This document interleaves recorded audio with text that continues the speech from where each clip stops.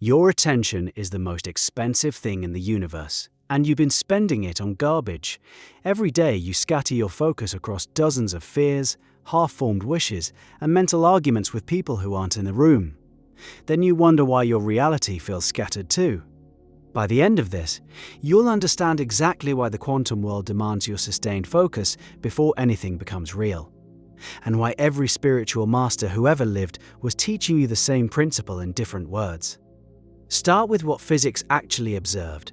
When scientists study particles at the quantum level, those particles exist in superposition, multiple possible states, all at once. A photon passes through two slits simultaneously. An electron occupies several positions at the same time. The math confirms it. The instruments confirm it. The particle holds every option open until one specific event occurs. Measurement.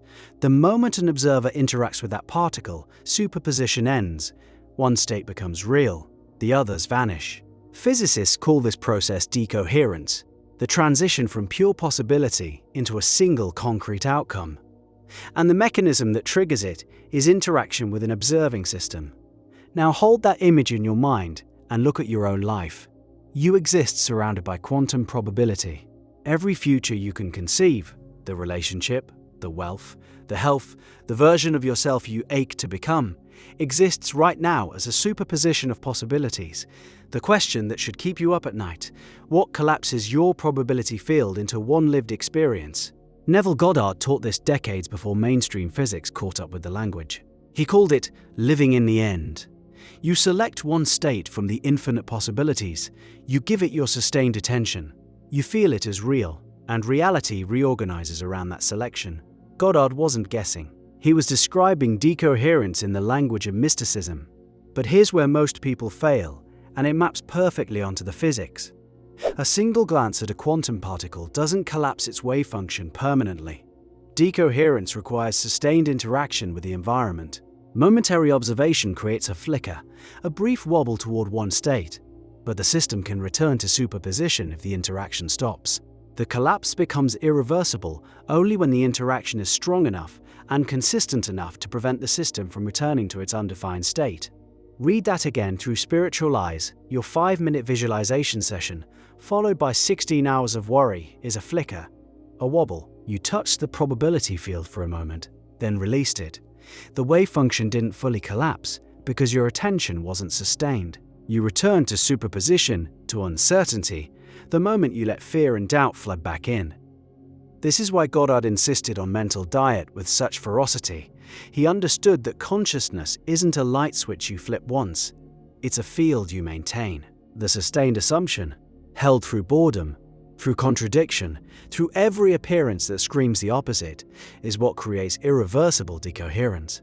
One state becomes your reality because you refuse to let your attention wander back into superposition. Think about the last thing you manifested that actually worked. A parking spot, a text from someone specific, a small amount of money. Why did those come easily? Because you assumed it briefly, then forgot about it. Your attention was clean, you collapsed the probability and walked away before doubt could reopen the wave function. The forgetting was itself a form of sustained assumption. You held one state and never contradicted it. Now think about the big desire, the one you've been working on for months, years maybe. You visualize at night, you affirm in the morning, and then you spend the rest of your day noticing its absence, checking for evidence, monitoring the gap between where you are and where you want to be. Every single check reopens the wave function. Every moment of noticing it hasn't happened yet is a new measurement that collapses probability into the wrong state, the state of not having it. The Kybalion calls this the principle of mentalism. All is mind. The universe is mental. And quantum decoherence gives us the mechanical explanation for why that principle operates the way it does. Your mind is the observing system. Reality is the quantum field. The state that becomes physical is the state your mind most consistently interacts with. Consistency. That word carries more weight than any mantra you'll ever recite. Florence Scovel Shinn wrote about the word, the spoken and felt conviction that operates as law. She described people who would affirm abundance in the morning and speak lack by afternoon, then wonder why nothing changed. The physics is clear on why. An observing system that alternates between two states, doesn't collapse either. 1. It maintains superposition. You stay stuck in the soup of possibility, never landing anywhere because your attention keeps measuring both outcomes. So what does sustained attention actually look like in practice? It looks like discipline that most people underestimate.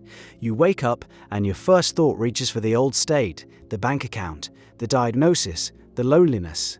That reach is a measurement. It collapses probability toward what you already have. The practice is catching that reach within seconds and redirecting it. Feeling the new state as though you're already inside it, the warmth of it, the weight of it in your chest. Then you go about your day. Someone mentions something that triggers the old story. Your body tightens. That tightness is your nervous system trying to measure the old state, trying to observe the reality you're leaving behind.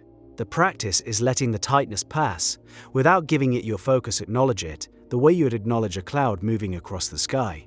It exists, you see it, and your attention stays anchored in the state you've chosen. This is the inner work that manifestation teachers gloss over when they tell you to just feel good. Feeling good is the byproduct and a useful signal. The actual mechanism is attentional coherence, keeping your observing consciousness locked onto one state long enough for decoherence to become irreversible. Some people hear this and feel overwhelmed. They think they need perfect focus, zero doubt, absolute mental control every waking second. That misunderstanding keeps more people stuck than any external circumstance. Quantum decoherence doesn't require perfection from the observing system. It requires sufficient consistency. A few stray thoughts don't reopen the wave function any more than a breeze reopens a door that's been bolted shut. The bolt is your dominant state of consciousness, the one you return to most often, the one that feels most natural, the one you fall asleep in. Goddard knew this. That's why he emphasized the state akin to sleep, that drowsy, hypnotic window just before you drift off.